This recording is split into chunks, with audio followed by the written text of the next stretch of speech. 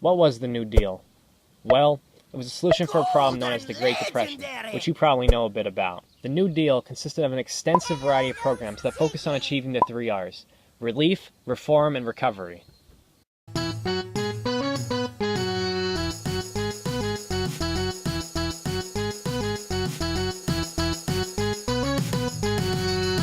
In this video, we're going to split up and categorize many of the programs of the 3 R's and explain what they're trying to achieve.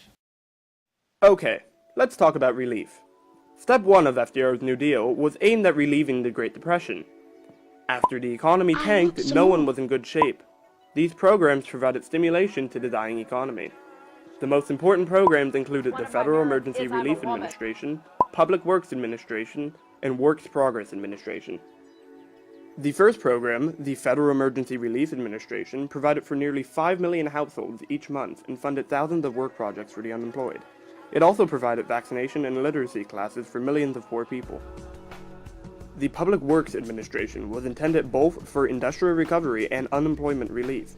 This administration built useful public projects to help the economy recover, such as ports, schools, and the Blue Ridge Parkway. Over $4 billion was spent on 34,000 construction projects, including public buildings, highways, bridges, and dams. The Works Progress Administration, also known as the WPA, employed millions of unemployed men and women to build hospitals, schools, parks, and airports. It also employed many artists, writers, and musicians in Federal Project Number 1. At its peak, the WPA employed nearly 8.5 million people. There are many more relief programs, but these were some of the most important. Roosevelt also declared the first bank holiday in U.S. history. Long story short, the bank holiday was declared from March 6th to March 10th in order to stop runs in the bank. The Emergency Banking Act then allowed the president to reopen solvent banks and close those that were not solvent.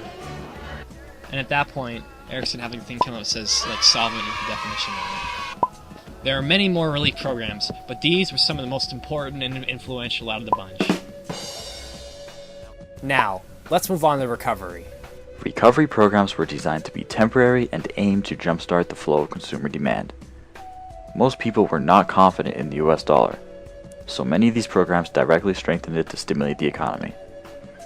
The Agricultural Adjustment Act, or AAA, paid farmers for not planting their crops. Usually to make money, farmers have to sell crops. However, there were too many crops on the market because people didn't trust the dollar.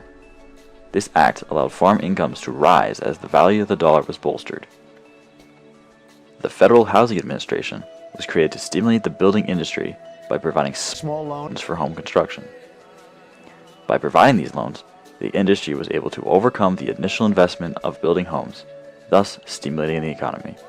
The NRA... No, not that NRA, Eric.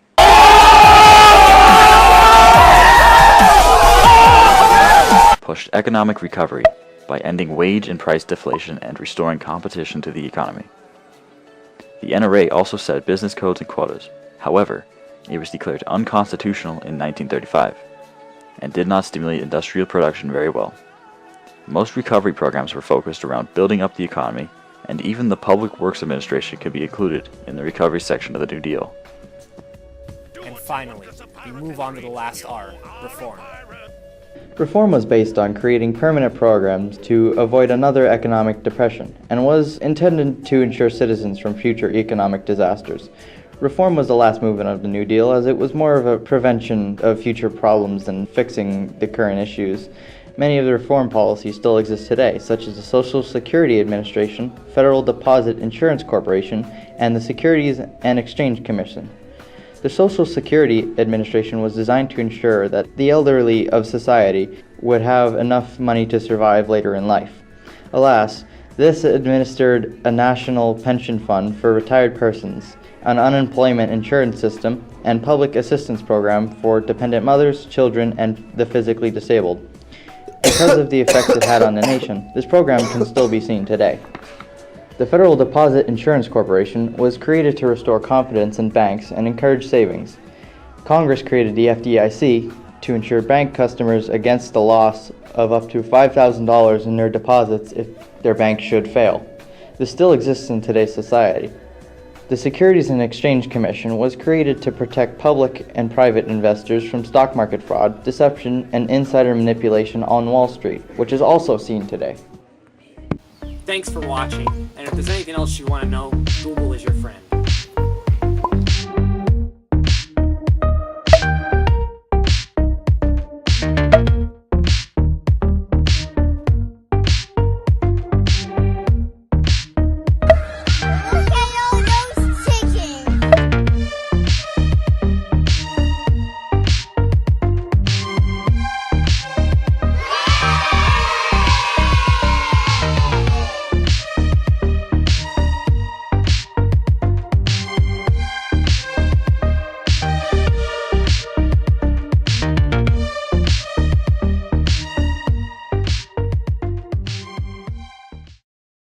March 10th, in order to stop runs in the bank.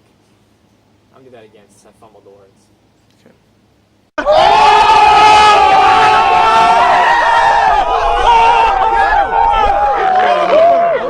Hey, let's calm it down. Let's calm it down. How does that make you feel? Spit that.